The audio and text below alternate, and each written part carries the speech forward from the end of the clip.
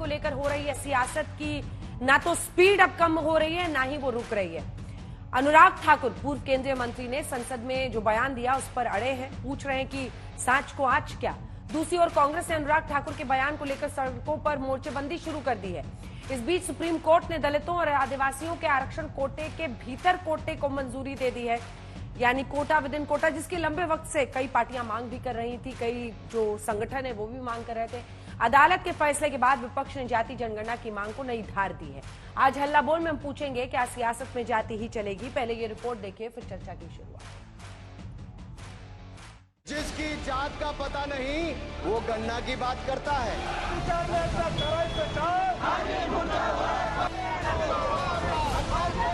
जितना मेरा आप लोग इंसल्ट करना चाहते हैं, आप खुशी से करिए। इनसे ये पूछना चाहता हूँ, आपने जाति कैसे पूछ ली है, बताइए बस। जिस सवाल और बवाल की शुरुआत संसद में हुई, अब वो सड़क तक पहुंच गया है। कांग्रेस ने अनुराग ठाकुर के बयान के खिलाफ शहर दर शहर मोर्चा खोल दिया है। उधर अनुराग ठाकुर कह रहे हैं सांच को आज क्या। लोकसभा में जिस तरह राहुल जी की जनगणना की मांग पर उन्हें जाति पूछी गई, अब आप देखोगे कि जातीयवादी पार्टी कौन है। नरेंद्र मोदी जी और भारतीय जनता पार्टी ने अपनी असली चेहरा लोकसभा में दिखाया कि हम जातीयवादी है।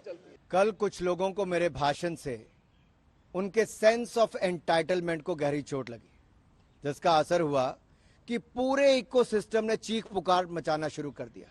इन्हें लगता है कि सवाल पूछने का हक सिर्फ इन्हें है, क्योंकि ये प्रिविलेज है। दरअसल मंगलवार को संसद में बजट पर चर्चा के दौरान पूर्व केंद्रीय मंत्री अनुराग ठाकुर जातीय जनगणना को लेकर कांग्रेस को घेर रहे थे। इसी दौरान उन्होंने बिना नाम लिए राहुल गांधी पर जो टिप्पणी की, उसको लेकर विपक्ष हमलावर हो गया। अनुराग ठाकुर पर राहुल गांधी की जाति पूछने का आरोप लगा।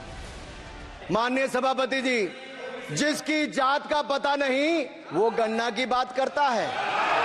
RG1 ने ओबीसी को आरक्षण देने का विरोध किया था। एक मिनट माननीय मंत्री जी, एक मिनट। जितना मेरा आप लोग इंसल्ट करना चाहते हैं, आप खुशी से करिए, आप रोज करिए, मगर एक बात मत भूलिए, जाति जनगणना को हम यहाँ पास करके दिखाएंगे। धन्यवाद। जितना करिए। सर, उधार की बुद्धि से राजनीति नहीं चलती है। उधार की बुद्धि से राजनीति नहीं चलती है। यहाँ पर्ची लेने से काम नहीं चलता है। आप बोल के हटते हो, फिर पर्ची आती, फिर बोलते हो। सभापति महोदय, इनसे ये पूछना चाहता हूँ, आपने जाति कैसे पूछ ली है, बताइए बस।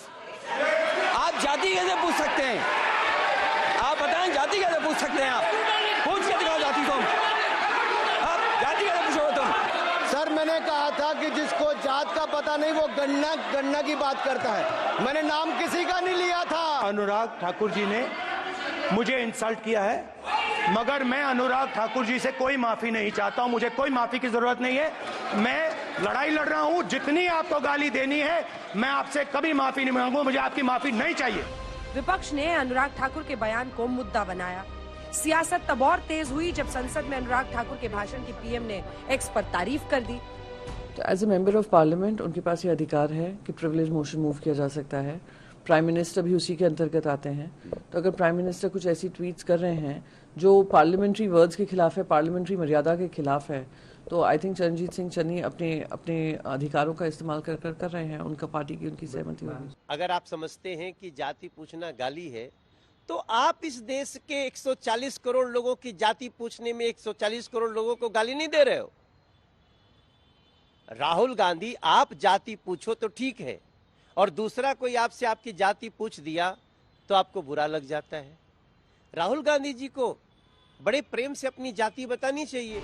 इस बीच सुप्रीम कोर्ट ने दलितों के लिए आरक्षण कोटा के भीतर कोटा को मंजूरी दी है। कहा राज्य सरकार आरक्षण में सब कैटेगरी बना सकती है। तो विपक्ष ने जाति जनगणना की मांग और तेज कर दी है। देखिए, ये बहुत खुशी की बात है कि आज उनका निर्णय आया है। अब सरकार से हम लोग को उम्मीद है, जो ऑलरेडी आपने सेंसेक्स को 4 सालों से लटका के रखा है, तो इमीडिएट आप जाति जनगणना कराएं, और साथ में ओबीसी, एससी, एसटी के भीतर में जो सुप्रीम कोर्ट ने भी आज कह दिया कि किनके हालात ज्यादा खराब है, क्या सिचुएशन है, इमीडिएट सर्वे करवाना चाहिए। ये वही लोग हैं जिनके पूर्वज पिछड़ों को, दलितों को, वंचितों को बुद्धू कहा करते थे, जो दूसरों को बुद्धू कहा करते थे, आज उन्हीं के घर में बुद्धुओं की भरमार है। ये वही लोग हैं जिनके पूर्वज दलितों, आदिवासियों को समानता का अधिकार न देने के बहाने बनाते थे। ये वही लोग हैं जिन्हें लगता था कि कैसे उनके सामने कोई दलित व्यक्ति कोट पैंट पहनकर खड़ा हो सकता है और संविधान लिख सकता है। पहला अपराधी है पवन यादव। उधर उत्तर प्रदेश के मुख्यमंत्री योगी आदित्यनाथ ने यूपी विधानसभा में अखिलेश यादव को फिर से लपेटने की कोशिश की। योगी आदित्यनाथ ने न सिर्फ बढ़ते हुए आपराधिक मामलों में समाजवादी पार्टी के नेताओं की करीबी दिखाने की कोशिश की, बल्कि इसके साथ ही ये भी कह दिया कि संविधान के मुद्दे पर जनता को भड़काना बंद करें, काट की हांडी बार बार नहीं चढ़ेगी। एक काट की हंडिया बार बार नहीं चढ़ने वाली, उसका समय पूरा हो गया। जो गोमती नगर की घटना है, उस घटना में भी हम लोगों ने जवाबदेही तय की है। उसके अपराधियों की सूची भी मेरे पास आई है। ये अपराधी हैं, पहला अपराधी है पवन यादव, दूसरा अपराधी है मोहम्मद अरबाज। ये सद्भावना वाले लोग हैं जो प्रदेश के व्यापारी और बेटी की सुरक्षा में सेंध लगाने का काम करते हैं, जो प्रदेश के अंदर अराजकता पैदा करके सामान्य लोगों का जीना हराम करते हैं। मेरा दायित्व तो बनता, मैं यहां नौकरी करने नहीं आया हूं, कतई नहीं। मैं यहां पे इस बात के लिए आया हूं कि अगर वो करेगा तो भुगतेगा भी फिर, और इसीलिए मैं यहां पे आया हूं। घटना का रुख अदरवाइज नहीं मोड़ना चाहिए। वीडियो आप देखिए, वीडियो के अंदर बहुत सारे लोग थे जो घटना के अंदर थे। अगर नाम चिन्हित हुए तो 2 ही क्यों हुए, और भी होने चाहिए थे। तो मेरा सिर्फ इतना था ये बताना कि जाहिर सी बात है, घटना को किसी तरफ मोड़ने का मकसद ही सरकार का रहता है। मसला आरक्षण का है, सियासत जाति जनगणना पर हो रही है, सियासी शोर शराबा जाति पर है और कुल मिलाकर बात वोट की है। आज तक ब्यूरो। आपने जाति कैसे पूछ ली, ये बताइए बस। तो ये चर्चा आप 2 दिन से सुन ही रहे होंगे, लेकिन उसमें रोज नित नए दिन नई बातें डाली जा रही हैं। और आज खुद अनुराग ठाकुर सामने आए, वो कह रहे सेंस ऑफ एंटाइटलमेंट की वजह से विपक्ष को परेशानी हो गई अगर मैंने प्रश्न पूछ दिया। डॉक्टर सुधांशु त्रिवेदी, प्रवक्ता सांसद भारतीय जनता पार्टी के हमारे साथ जुड़ रहे हैं। सुरेंद्र राजपूत जी, प्रवक्ता कांग्रेस पार्टी के हमारे साथ जुड़ गए। प्रियंका चतुर्वेदी जी हमारे साथ शिवसेना की सांसद, शिवसेना यूबीटी गुट की सांसद जुड़ गई हैं। मलुक नागर साहब महासचिव आरएलडी के। आशुतोष वर्मा जी, प्रवक्ता समाजवादी पार्टी के। सुधांशु जी, सबसे पहले आपके साथ शुरुआत करते हुए पहला प्रश्न आपसे यही है। देखिए, विपक्ष कास्ट सेंसस को लेकर उसके इर्द गिर्द, मतलब अगर राहुल गांधी की जाति पर भी टिप्पणी होती है वो कास्ट सेंसस कहते हैं। उन्होंने अपनी स्ट्रैटेजी, अपनी रणनीति साफ बना ली है, उसको रोज धार दे रहे हैं। कोटा विद इन कोटा के फैसले के बाद कोर्ट में नए सिरे से वो कास्ट सेंसस को बल दे रहे हैं।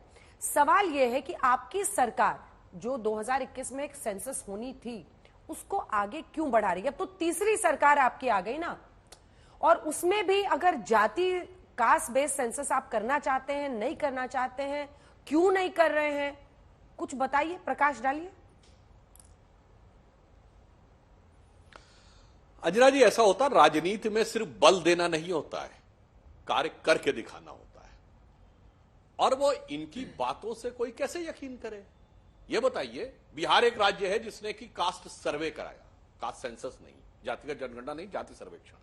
और राहुल गांधी जी ने बिल्कुल हाथ यूं चढ़ा चढ़ाकर कई सभाओं में बोला, देखो भैया मैंने तो कह दिया था तुमको कि करना पड़ेगा। तो अब नीतीश कुमार जी तो हमारी तरफ है, वो कहते नीतीश कुमार जी का डिसीजन था। अब तेजस्वी यादव जी बता दें कि वो राहुल गांधी जी के कहने पे किया था कि नीतीश कुमार और तेजस्वी यादव का डिसीजन था। एक बार साफ साफ बता दे, बात साफ हो जाएगी। चलो भाई, कांग्रेस का दावा मान लें तो वही कास्ट सर्वे जिसके लिए आप बड़ी ऊंची ऊंची आवाज में बोल रहे हैं कि हमने बिहार में करवा दिया, हिमाचल में क्यों नहीं हो रहा है, तेलंगाना में क्यों नहीं हो रहा है, और कर्नाटक में तो हुआ रखा है, आंकड़ा क्यों नहीं जारी हो रहा है? और मैं बता दूं, खड़गे जी नेता प्रतिपक्ष हैं राज्यसभा में।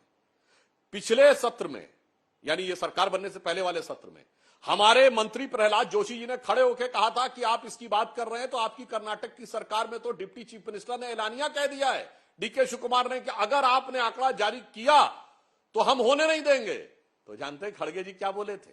ये सदन की कार्रवाई का हिस्सा है।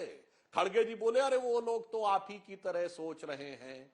तो उन्होंने कहा, मतलब क्या है आपका कहने का? नहीं, मतलब उन लोगों की सोच और आपकी सोच अलग है। गजब है साहब, आपका डिप्टी चीफ मिनिस्टर एलानिया कह रहा और राहुल गांधी जी में ये क्षमता नहीं है, मैं थोड़ा वो हैसियत वर्ड नहीं कहना चाहता, उनका स्टेचर नहीं है कि वो डीके शिव कुमार जी के अगेंस्ट बोल के दिखा दें, क्योंकि उन्होंने एलानिया। इसलिए मैं कहता हूं बात करना और कर कुछ नहीं पाना। 2011 में हुआ था सेंसस, क्यों नहीं 14 तक जारी किया था अगर आपको इतना था। और मैं फिर एक और बात कह दूं, राहुल गांधी जी कह रहे उनका अपमान है, नहीं साहब उनका अपमान नहीं, आपने अपने पुरखों का अपमान किया है। कोई जाके देख ले, सितंबर 1990 में राजीव गांधी जी ने फ्लोर ऑफ द हाउस पे कहा कि कांग्रेस पार्टी जात पात पे विश्वास नहीं करती। सुरेंद्र राजपूत जी चाहे जितना हंस लें, मैं करोड़ों दर्शकों से कहता हूं जाइए अभी खोलिए संसद की कार्रवाई और देखिए। उन्होंने कहा था कि ये जो निर्णय है मंडल के विरोध में, उन्होंने कहा कि ये अंग्रेजों के जमाने के कम्युनल अवार्ड की तरह है। और उन्होंने कहा कांग्रेस पार्टी का नारा है जात पे ना पात पे मोहर लगेगी हाथ पे। ये सदन की कार्रवाई में बोला, जो अनुराग ठाकुर जी ने कहा RG1। तो राहुल गांधी जी आज किसका अपमान करें, कहे मेरे बाप गलत थे।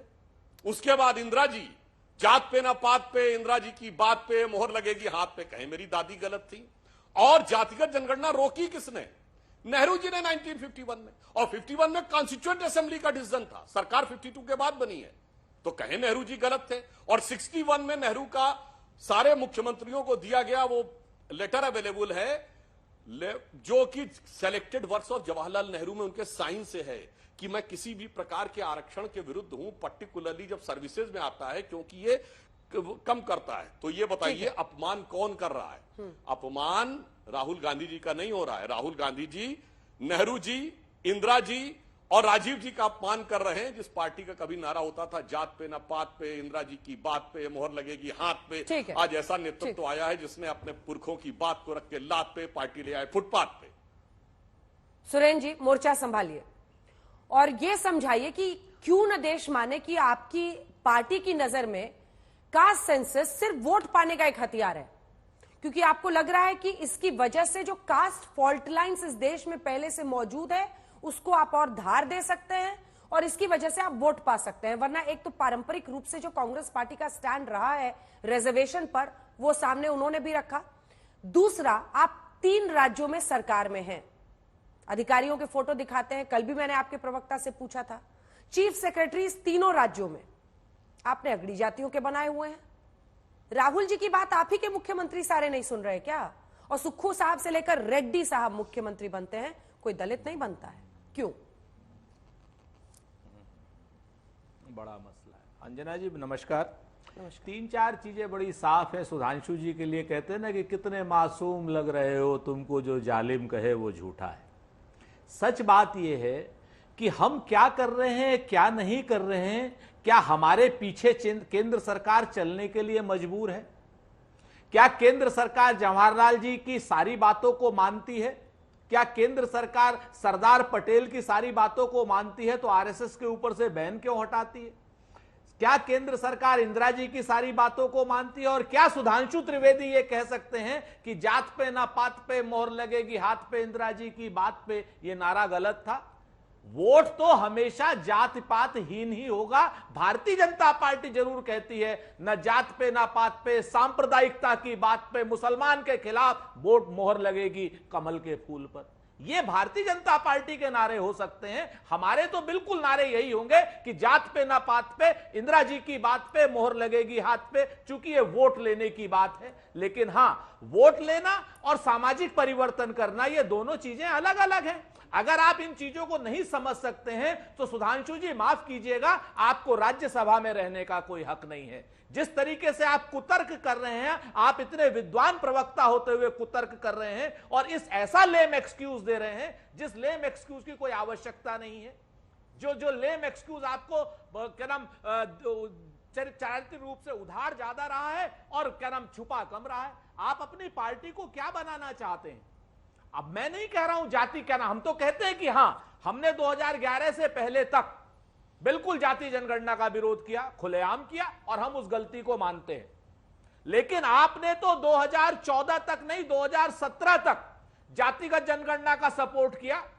हमने जातिगत जनगणना कराई, वो सर्वे था क्या नाम कराई, हम नहीं ला पाए। आप क्यों नहीं लेकर के आए 2014 के बाद? गोपीनाथ मुंडे तो सदन में खड़े होकर के कहते थे। आप लोग बताइए हमको तो इस तरीके की भाषा का जो आप प्रयोग करते हैं। रही बात अनुराग ठाकुर की, तो अनुराग ठाकुर ने कोई जाति नहीं पूछी थी, अनुराग ठाकुर ने गाली दी थी। मैं सुधांशु जी चुनौती के साथ आपसे कहता हूं कि अगर आपको यह कहा जाए कि सुधांशु जी आपकी जाति क्या है, तो आप कहोगे मैं त्रिवेदी हूं, ब्राह्मण हूं। लेकिन अगर आपसे पूछा जाए कि जिसकी जाति का पता नहीं, सुधांशु त्रिवेदी की जाति का पता नहीं, वो गणना की बात करेंगे, तो ये गाली है सुधांशु जी। कल की डेट में आप बिल्कुल निरपेक्ष भाव से देखिएगा, तो ये गाली गलौच की भाषा।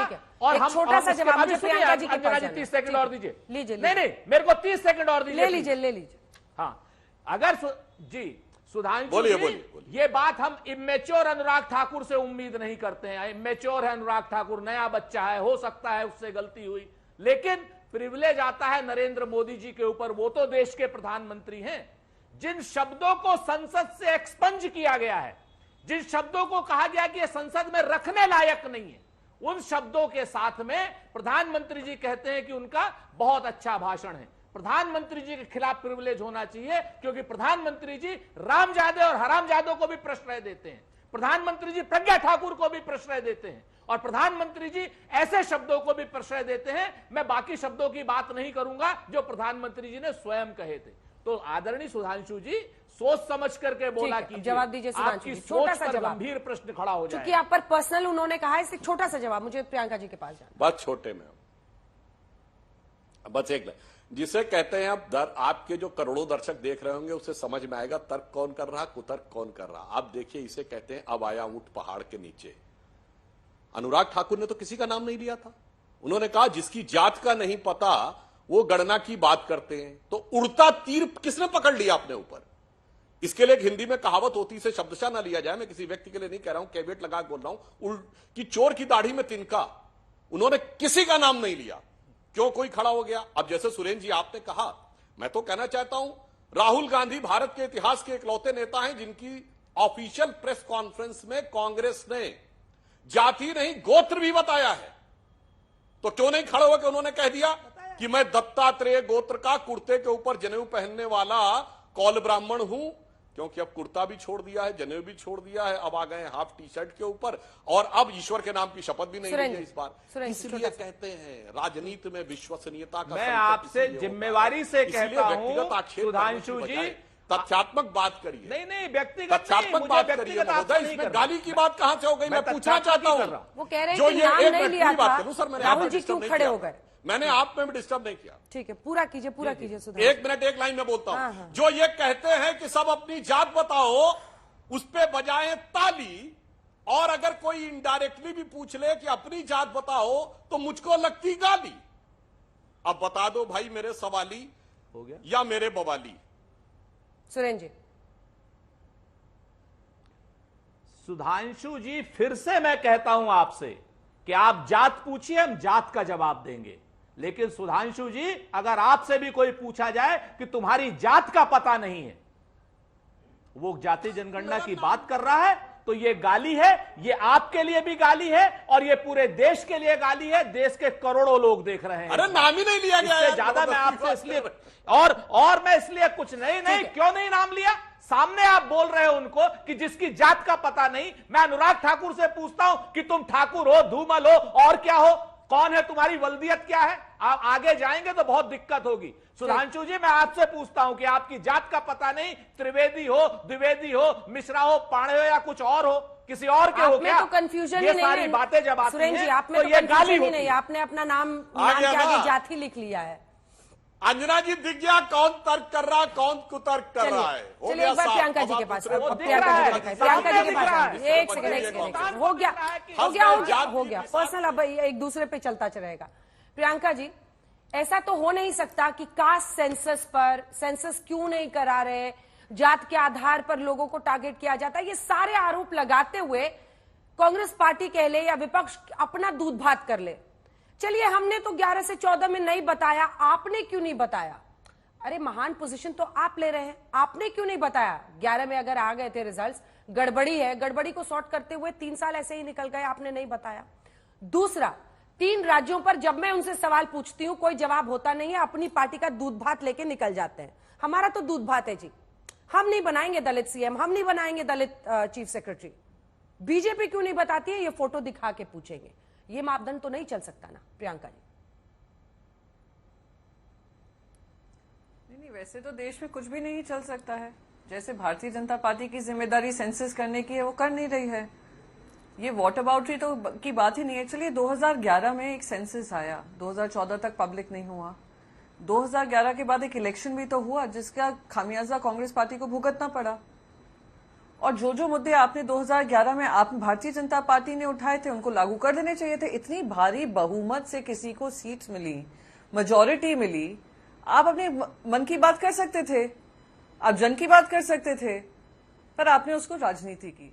मैं एक और चीज आपको बताऊं, दुनिया भर में, मैं सिर्फ इंडिया की नहीं बात कर रही हूं, दुनिया भर में अगर कॉर्पोरेट हायरिंग भी हो रही है, कोई गवर्नमेंट हायरिंग भी हो रही है, तो वो डिवर्सिटी, इक्विटी और इंक्लूजन के आधार पे हो रही है। तो अगर कोई एक फोटो आपको दिखाता है या कोई आपको एक पब्लिक रैली में पूछता है, तो वो इस हिसाब से पूछ रहे हैं कि कितनी हायरिंग ऐसी हो रही है आपकी संस्थान में जहां पे इस डिवर्सिटी का ध्यान दिया जा रहा है। और ये सिर्फ भारत में नहीं हो रहा है, ये दुनिया भर में ये लागू हो रहा है। तो वो होता है इंक्लूजन, ये एड्रेस करना कि कहाँ कमियां हैं, कहाँ रिक्रूटमेंट्स नहीं है, कहाँ हम कॉन्शियसली होकर, जो लोग प्रिविलेज से आते हैं, जैसे आप अभी त्रिवेदी, चतुर्वेदी, राजपूत, ठाकुर सब चल रहा है, जो लोग प्रिविलेज पोजीशन से आते हैं उनको ये ध्यान रखना जरूरी है कि एक बहुत बड़ा तबका है जिसको ऊपर हमारे साथ लाना जरूरी है। तो वो होता है जिम्मेदारी निभाना।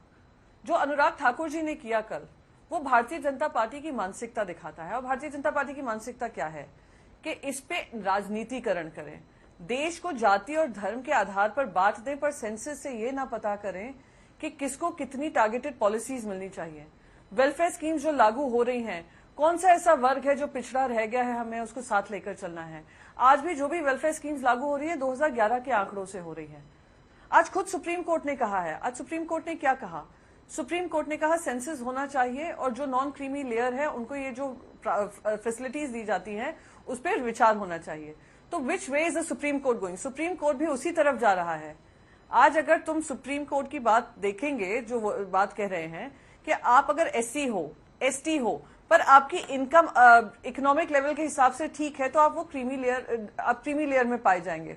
वो भी कास्ट सेंसस की तरफ ही लेकर जा रहे हैं कि कास्ट सेंसस, कास्ट क्या है, इनकम क्या है, फिर उसके आधार पे आपका डिसाइड होगा ना कि लागू होता है नहीं होता है। वही तो हमारी मांग है कि टारगेटेड डिलीवरीज होनी चाहिए, टारगेटेड स्कीम्स होनी चाहिए। जितनी आबादी है, जो आबादी पिछड़ी रह गई है, जिनको समानता लानी चाहिए, उस पर बात करें। इस पे ये लोग इतना चिढ़ रहे हैं कि अगर कोई डिवर्सिटी, इंक्लूजन और इक्विटी की बात करें, वो भारतीय जनता पार्टी के किताब में ही नहीं है।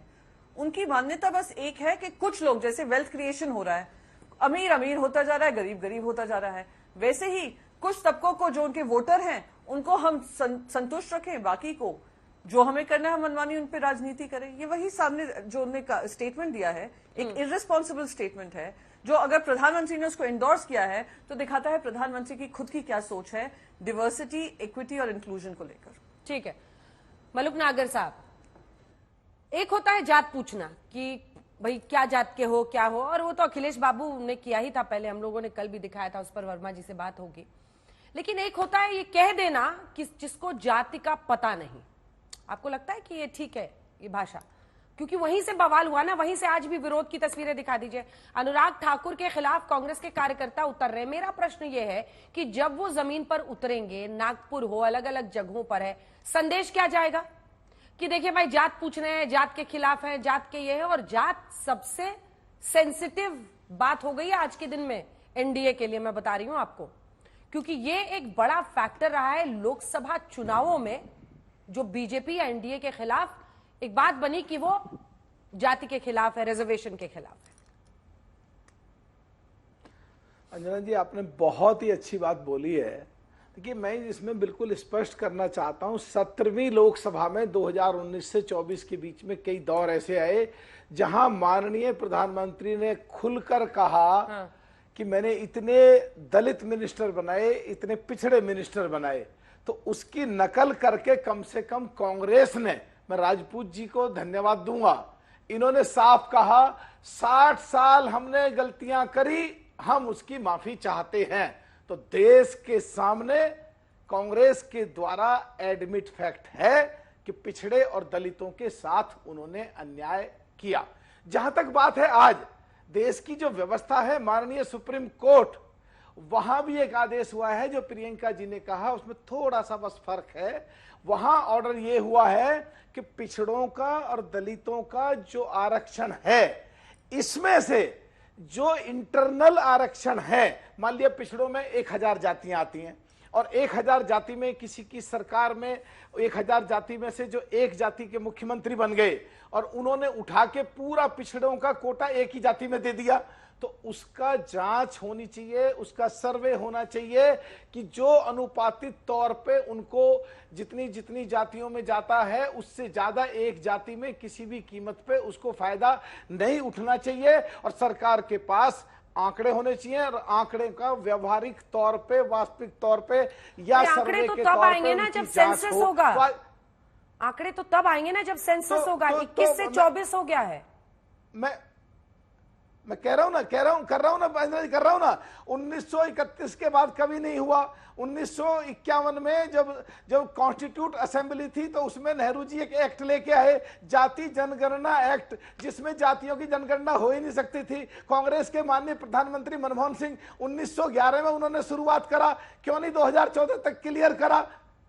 तो सबसे ज्यादा जिम्मेदारी तो सबसे लंबे समय कांग्रेस की थी। और जहां तक बात है अंजना जी कि सुप्रीम कोर्ट ने क्या कहा, संसद में क्या कहा, 1931 में कब जनगणना हुई, 1951 में कॉन्स्टिट्यूट असेंबली में क्या हुआ, कुछ चुनिंदा लोग हैं जो देश में इसको बलगलाते हैं, इधर उधर इस इशू को ले जाते हैं। एक बात पक्की है, ये अब वहां पहुंच गया जहां माननीय प्रधानमंत्री नरेंद्र मोदी जी गर्व के साथ कहते थे मैंने इतने पिछड़े मिनिस्टर बनाए, इतने दलित बनाए। अब ये मूवमेंट आगे बढ़ के रहेगा और क्रेडिट अगर राहुल गांधी जी लेना चाहते हैं या उनकी एलाइज पार्टी लेना चाहती है और उनकी अगर जात पे बात आती है और वो नाराज होते हैं, बिखरते हैं, गालियां दी जा रही है, कुछ का कुछ बोलते हैं, तो इसका मतलब कि क्या वो केवल क्रेडिट लेना चाहते हैं, क्या वो अभी गुमराह करना चाहते हैं, क्या वो अभी भी जाति जनगणना नहीं चाहते हैं? आशुतोष जी, जब देखिए सवाल यह है कि कांग्रेस पार्टी से काका कालेलकर की रिपोर्ट पर सवाल पूछना या फिर कालेलकर की रिपोर्ट पर सवाल पूछना या मंडल कमीशन पर उनके स्टैंड पर पूछना या अभी वो 3 राज्यों में है का सेंसस पर पूछना 11 के, या फिर अभी 3 राज्यों में है वहां के मुख्यमंत्री चीफ सेक्रेटरी कितने दलित हैं, ये सवाल पूछना व्हाट अबाउटरी है या एक वाजिब सवाल है? आप एक फॉर्मूला देश को दे रहे हैं सामाजिक न्याय का, आप चाहते हैं आप पर यकीन करें, और जिन राज्यों में आप सत्ता में हैं वहां पर आप कहते हैं हमारा दूध भात है जी, सिर्फ बीजेपी से पूछेंगे। ये कैसे चलेगा? क्या ये न्याय संगत है? और दूसरी तरफ आज योगी आदित्यनाथ ने जो दिन 2 अपराधियों का नाम लिया, उनमें से एक यादव एक मुस्लिम, उसको लेकर भी वहां बवाल है। तो सवाल है कि उनको हिंदू एकजुट चाहिए, आपको जात चाहिए, क्योंकि यूपी में आपको मदद मिली। देखिए अंजना जी, समाजवादी पार्टी सामाजिक न्याय की उत्पत्ति से हुई है, इसकी उत्पत्ति सामाजिक न्याय पे हुई है। तो समाजवादी पार्टी से ये पूछना कि क्या जाति जनगणना खाली करने के लिए आप खाली वोटावोटी कर रहे हैं, तो वो गलत बात है, क्योंकि हम जानते हैं कि इस देश में आज भी इसके पहले जातिगत जनगणना जिसके हमारे पास आंकड़े हैं वो लगभग 92 साल पुराने, और ये कोई बहुत बड़ा गर्व का वो नहीं है। इस देश में आज भी 70% आबादी ऐसी है, माफ कीजिएगा 10% आबादी ऐसी है जिसपे इस देश का 70% राजस्व उसके पास रखता है। आप जरा पूछिए कितने उसमें पिछड़े हैं, दलित है, अल्पसंख्यक हैं। परेशानी इस बात की है जब 1931 में ये काम हो चुका है तो आज हम उसके डाटा पे लेके अपनी कौन सी योजनाएं बनाना चाहते हैं और किस प्रकार से सत्ताधारी पार्टी कहती है सबका साथ सबका विकास। ये बड़ा सवाल है, ये राजनीति की बात नहीं है। कांग्रेस ने ये काम किया 2011 में 4800 करोड़ रुपए खर्च किए, और कांग्रेस ने उसके लोग कांग्रेस वाले ये भी कहते हैं कि उसको फॉर्मुलेट करते करते उसकी हमारी फाइंडिंग आते आते हमारी सरकार चली गई। लेकिन अरुण जेटली जी ने 2019 में 2014 के बाद उन्होंने इसको माना कि हमारे पास डाटा है, हम नहीं जागृत कर सकते हैं। लेकिन 19 के चुनाव के पहले माननीय राजनाथ सिंह ने खड़े होकर सदन में बोला कि हम जातिगत जनगणना के पिछले भी डाटा भी घोषित करेंगे और आगे भी करेंगे, लेकिन फिर छल किया। असल में परेशानी इस बात की है, कहीं ना कहीं वो जो 10% लोग हैं उनका दबाव इतना ज्यादा है कि वो बाकी के 90% की बातें अनसुनी और फिर डिबेट के माध्यम से रह जाती। कौन 10%? इसका दुख है। कौन 10%? बिल्कुल, जिनके पास देश का लगभग 70% राजस्व आता है। ये तो इस देश की हकीकत है। उद्योगपतियों की बात कर रहे हैं। इनइक्वल कंट्रीज में है।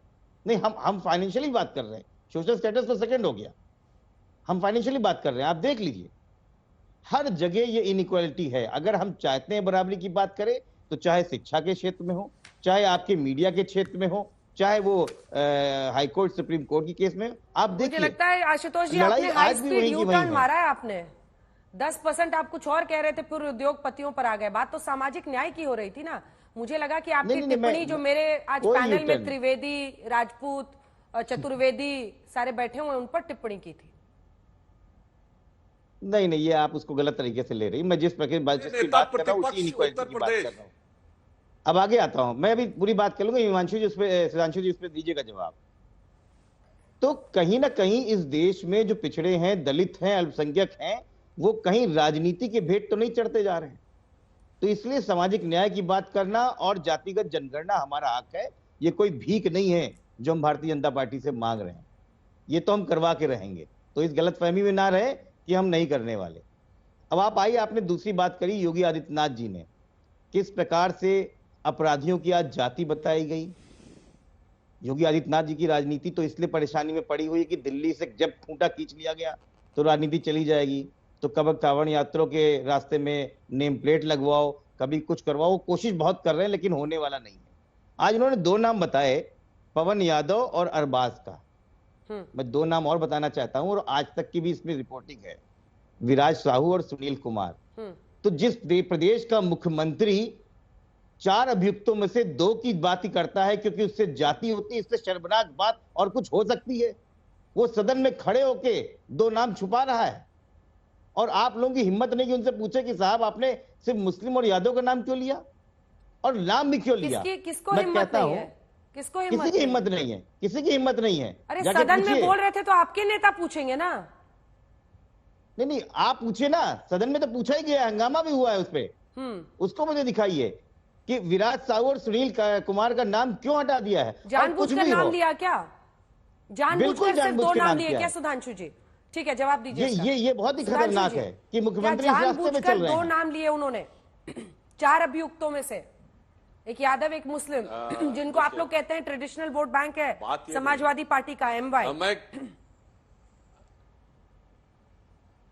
देखिए, मैं क्रमवार जवाब देता हूं। वैसे तो वो 2 नाम जो हैं इतने भारी 2 आघात कर गए हैं, वो यहां टीवी पे दिखाई पड़ रहा है, परंतु मैं क्रमवार सारे लोगों ने जो बोला उनका जवाब देता हूं। प्रियंका जी ने कहा कि डिफरेंट इंस्टीट्यूशंस में अगर कुछ लोगों का प्रतिनिधित्व नहीं है तो उन्हें करना चाहिए, बहुत अच्छी बात है। तो जो लोग ये आज बात करें, मैं पूछना चाहता हूं, राजीव गांधी फाउंडेशन के ट्रस्ट में कितने SC ST OBC आज बता के जाएं।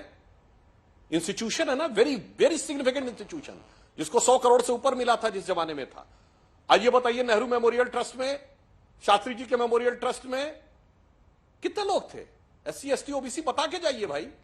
National advisory council, the super cabinet which is being created over and above the cabinet, SC ST OBC का नाम बता के जाइएगा।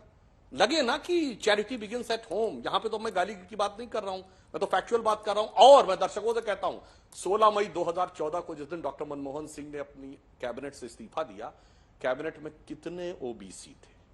3 के नाम बता के जाइए तो समझ में आता है। इसे कहते हैं कि कहना कुछ और, करना कुछ और। ये शुद्ध राजनीति 100%। ना आज कर रहे हैं, ना तब किया था। सुनिए, ना आज कर रहे हैं राज्यों में, ना तब किया था। अपने संस्थानों में भी नहीं कर रहे हैं, मगर इसके बावजूद आके भाषण दे रहे हैं। अब जो आशुतोष जी ने बोला, आशुतोष जी समाजवादी पार्टी में मैं इनको अपेक्षाकृत सबसे सभ्य और संभ्रांत रूप में बहस करते हैं। इन्होंने बड़ी अच्छी बात कही, 10% लोगों ने जो कंट्रोल किया है, असमानता का वितरण है। बिल्कुल, आजादी के समय एक वर्ग था 10%, और अगर मैं आज पूछूं कि जो देश की संपत्तियों का वितरण किसके पास है, देश में सबसे ज्यादा जमीन सरकार के बाद किसके पास है? मुस्लिम वक्फ बोर्ड के पास, वो जो 10% था। चुनौती से कहता हूं, एक जाति बता दीजिए जिसके पास 10% जमीन हो, और ये सरकार ने नोटिफिकेशन करके वो जमीनें दी हुई हैं। और वो ये वोट बैंक का मामला ना, सियासत के तराजू पे तौला जाता है, नहीं ये जात इंपॉर्टेंट है कि नहीं ये वाला। जब उन्हें लगता है ये इंपॉर्टेंट है तो 2011 में जामिया मिलिया में SC ST OBC का आरक्षण सरकार ने समाप्त कर दिया। SC ST OBC का अलीगढ़ मुस्लिम यूनिवर्सिटी में 1981 में सारा SC ST OBC का समाप्त करके मुस्लिमों को दे दिया। एक ही मुस्लिम डोमिनेटेड स्टेट थी जम्मू कश्मीर, जहां SC ST OBC को आरक्षण नहीं था। अगस्त 2019 में धारा 370 समाप्त होने के बाद मिला। और अंजना जी, ये फितरत आज तक चल रही है। पश्चिम बंगाल की सरकार ने 91 जातियां ऐड की OBC में, जिसमें 85 मुस्लिम। वो तो भला हो, मोदी जी ने संवैधानिक दर्जा दे दिया है। OBC कमीशन को जब पिछड़ा वर्ग आयोग ने सवाल पूछा तो वो जवाब देते नहीं बन पा रहे हैं। तब भी SC ST OBC का वो बड़ा वाला वोट बैंक। तो मैं पूछना चाहूंगा, आज संपत्ति का वितरण बता के जाइए आशुतोष जी। ये 10% लोग जो उस समय थे, जो अब 20% हो गए हैं, इनके पास भारत में सबसे ज्यादा संपत्ति कैसे है, मुझे बता के जाइएगा। और वो भी सरकार ने दी है। OBC के किसी कम्युनिटी को क्यों नहीं दी है? SC के लोगों को क्यों नहीं दी है, मुझे बताइए। ठीक है, मैं उनसे पूछूंगी, लेकिन उससे पहले प्रियंका जी, आप जो उनकी बात पर जवाब देना चाह रही थी वो भी बोलिएगा। साल 2010 महाराष्ट्र में जब गोपीनाथ मुंडे सरीखे बीजेपी के कई नेता कास्ट सेंसस की खुलकर वकालत कर रहे थे UPA सरकार को घेरने के लिए, तब बाला साहब ठाकरे जी ने कहा था कि कास्ट सेंसस नहीं होना चाहिए, देश में यह विभाजनकारी होगा। आखिर शिवसेना UBT गुट के इस हृदय परिवर्तन के पीछे की वजह क्या है कि आज आप लोग उसी कास्ट सेंसस का समर्थन कर रहे हैं? अगर आपने 5 मिनट सुधांशु त्रिवेदी जी की बात सुनी होती, आपको समझ में आ जाता कि क्यों हमें ये काम करना पड़ रहा है। और मैं आपको बता दूं, शिवसेना की जाति और धर्म और गोत्र सिर्फ शिवसेना है। हम ना जात में मानते, ना धर्म में मानते, हम सिर्फ जनता की सेवा जानते हैं। ये हमारी पार्टी की कॉन्स्टिट्यूशनल, हमारा पार्टी की मांग है, ये हमारी मांग है और ये हम कहते आए हैं। पर आज अगर अभी आपने 5 मिनट, आप बड़ी शांति से, मैं भी सुन रही थी और आप भी सुन रही होंगी और राजपूत जी भी सुन रहे थे, जो जो उदाहरण उन्होंने दिए। एक तो मुझे लगता है कि आज इंदिरा गांधी जी हो, जवाहरलाल नेहरू जी हो, राजीव गांधी जी हो, अगर हिंदू धर्म में हम लोग सब विश्वास रखते हैं, कहते हैं उनकी आत्मा जब रिलीज होती है, 7 जन्म लेते हैं या उनका उद्धार होता है, वो कहाँ के किस वेशभूषा में होंगे, कहाँ होंगे, हमें नहीं पता है। पर जितनी बार उनका नाम लिया जाता है, दुख होता है कि प्रधानमंत्री के रूप में उन्होंने जिस तरीके से अच्छा काम कर पाए हो, काम किए हैं, पर ये लोग 10 साल में अपने कार्यकाल में अगर किसी को कोसते हैं तो उन्हीं तीनों को कोसते हैं और बार बार कोसते हैं। अपने ऊपर कोई उनकी कोई जिम्मेदारी नहीं है, कोई जवाबदेही नहीं है, पिछले 10 साल का कोई हवाला नहीं है। वो वॉट अबाउटरी में जाएंगे 1947 में, वो वॉट अबाउटरी में जाएंगे 1980 में, वो वॉट अबाउटरी में जाएंगे 1995 में। आप मुझसे पूछिए हमारा हृदय परिवर्तन कैसे हुआ, मैं बताती हूँ। जब आज देश की आबादी में हम देखते हैं कि वेलफेयर स्कीम सिर्फ धर्म और जाति के आधार पर लागू हो रही हैं, और वो भी जाति और धर्म ऐसे हैं जो नॉन क्रीमी लेयर, जो आज खुद सुप्रीम कोर्ट ने कहा है क्रीमी और नॉन क्रीमी लेयर हो गया है, तो उसको रीलुक करना जरूरी है। और बार बार मैं कहूंगी कि जहां जहां लोग पीछे रह गए हैं समानता की, अगर ये देश बात करता है, अगर हर नागरिक एक है, तो समानता लाने की जिम्मेदारी भी हर सरकार की होती है। और वो समानता किस तरीके से आएगी? समानता इसी तरीके से आएगी जब जाति जनगणना होगी और उससे पता चलेगा कौन क्रीमी लेयर में है, नॉन क्रीमी लेयर में है और कहां ये स्कीम्स लागू होनी चाहिए। दुख इस बात का होता है कि आज जिस तरीके से हम लोग रेल दुर्घटनाएं देख रहे हैं, आज हम आर्थिक परिस्थिति देख रहे हैं, हम चर्चा उस पर नहीं करें, हम उस बात पे चर्चा करें कि राहुल गांधी जी ने क्या पार्लियामेंट में कहा और अनुराग ठाकुर जी ने क्या जवाब दिया। यही जब देश में समानता आएगी कि हम मुद्दों पे लड़ाई लड़ेंगे, ना कि ऐसी बातों पे कि किसको कितना मिलना चाहिए, क्या होना चाहिए, कैसे होना चाहिए। आपने 5 साल पहले ये क्या था, आपने 20 साल पहले ये क्या था, आपने 40 साल पहले ये क्या था। अब मोदी जी सब कुछ बदलने आए थे, हालात बदलने आए थे, तो मोदी जी बदलाव लाए ना देश में। क्यों नहीं बदल? हिंदू मुसलमान अभी पूरी अपनी 5 मिनट की भाषण में उन्होंने हिंदू मुसलमान किया है। सुधांशु जी, बदलने आए थे ना आप सूरत, और हिंदू मुस्लिम कब तक सब कुछ नेहरू का किया धरा रहेगा? बड़ी मजेदार बात है, आपने देखा प्रियंका जी ने तो बाला साहब ठाकरे की बात काट दी, जवाब नहीं दिया। उन्होंने कहा हम जातिगत जनगणना के पक्ष में, इन्होंने कहा हम धर्म में विश्वास नहीं करते। बाला साहब ठाकरे तो हिंदू हृदय सम्राट माने जाते थे। गजब का वक्त बदलता है साहब। बस एक ही लाइन में कहना चाहूंगा कि सुबह तक शाम तक सुबह की नजरों से उतर जाते हैं, इस कदर समझौतों पे जीते हैं कि जमीर ही मर जाते सुरेंद्र हैं। राजपूत बाकी मैं कुछ नहीं कहना चाहता, सुरेंद्र दर्शक अपने आप समझ सुरेंद्र सकते हैं। जो मैंने बोला, चारों प्रवक्ताओं ने जो बोला, अपने आप दर्शक सुरेंद्र जी अंजना जी कहते हैं ना कि मुंह में छुपी हो मीठी बातें, रग रग में अय्यारी हो।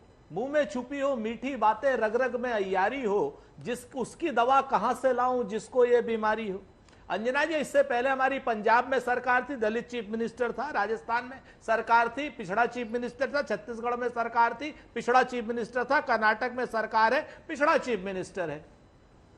ठीक, हमारे यहां दलित कांग्रेस के अध्यक्ष भी बने। 1980 से लेकर के आज तक भारतीय जनता पार्टी क्या नाम बनी है, एक इनका अध्यक्ष चुनाव गया हो और एक बंगारू लक्ष्मण नाम के दलित को इन्होंने अध्यक्ष बनाया था, जेल भिजवा दिया था।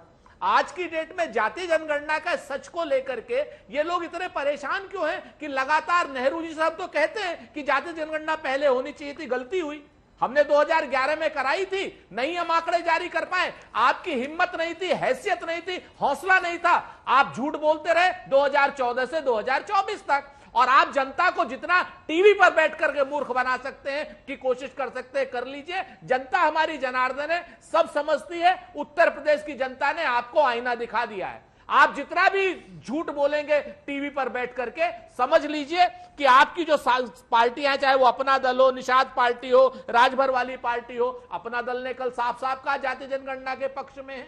हम तो कहते हैं कि भाजपा की क्या नाम बिहार की यूनिट जाति जनगणना के पक्ष में है और नरेंद्र मोदी विरोध में है। आप हमें बताइए कि सुधांशु त्रिवेदी बहुत साफ बताएं वो जाति जनगणना के पक्ष में है कि विरोध में। आप इधर उधर की बात करते रहेंगे। उनका क्लियर क्वेश्चन है, बीजेपी का क्या स्टैंड है? अरे क्या क्लियर क्वेश्चन है भाई, मैं तो कह रहा हूं जो छाती ठोक ठोक के कह रहे हैं, कर क्यों नहीं, हमने तो समर्थन किया था बिहार में। मैं चुनौती तो कहता हूँ सुरेंद्र राजपूत जी, तेजस्वी यादव से कहलवा दीजिए। अरे पढ़ लिख के आया करो सुधांशु। हमने दावा नहीं किया कि हमारे कहने पे किया। क्या बात करते हो? हमने समर्थन किया। आप ये बताओ जाति जनगणना देश करेगा कि प्रदेश करेगा? करवाओ, बिहार में करवाया था। आप जाति जनगणना देश करेगा कि प्रदेश करेगा? बात कह रहा हूँ, बड़े फुस। मैं आपसे अरे भाई तो फिर काहे कहते हैं राहुल गांधी की मैंने बिहार में करवाया? बोलिए ना, मैं चुनौती कह रहा हूँ, सर्वे था, क्यों राहुल गांधी कहते हैं कि मैंने बिहार में करवाया? अरे तो राहुल गांधी से माफी मांगे, चुनाव में क्यों बोलते हैं? सर्वे कराया, मैंने तो कह दिया बिहार में करना पड़ेगा। आप देश में जनसंख्या की गणना, हाँ तो सर्वे करवाइए ना, हिमाचल में, कर्नाटक ने करवा रखा है, आप डाटा बाहर करिए। आप हिमाचल कर्नाटक सुनिए, आपने कहा कि हमारी हैसियत नहीं, आपकी हैसियत नहीं है, कर्नाटक में बाहर कर आप कर्नाटक में भी कराएंगे, हम हिमाचल में भी कराएंगे। सियासत में आप जाति, इसी पर आप देख रहे थे बहस, देखते रहिए आज।